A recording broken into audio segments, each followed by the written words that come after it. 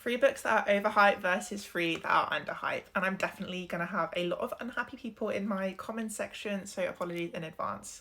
First overhyped, Onyx Storm. Now let me tell you, the entire series I love, but this book just fell short for me. The romantasy was extremely lost and we were just dumped with loads of world building that didn't happen in the first two books. I will say it's still worth reading the series. However, this took me like 70% to start liking it and I wanted to love it so bad like the rest of you. I just couldn't get into it. Then Tomorrow and Tomorrow and Tomorrow, I'd seen once again so many people hyping it up, saying it's one of the best books they ever read. I didn't gel with the characters, didn't gel with the story. It completely dragged and honestly I should have DNF'd it. I finished it, I persevered and probably wasted time reading it.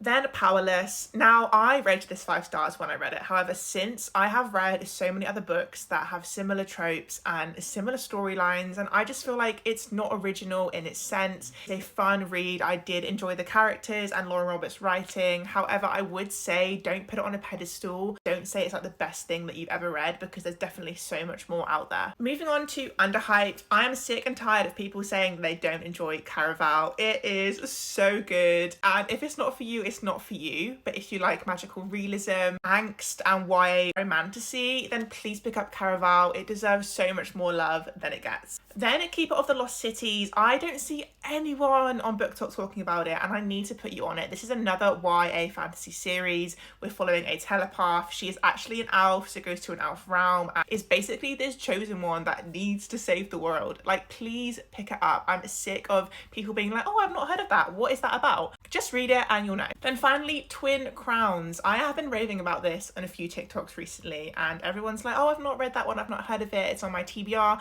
I'll put it at the top of your TBR because it's so enjoyable.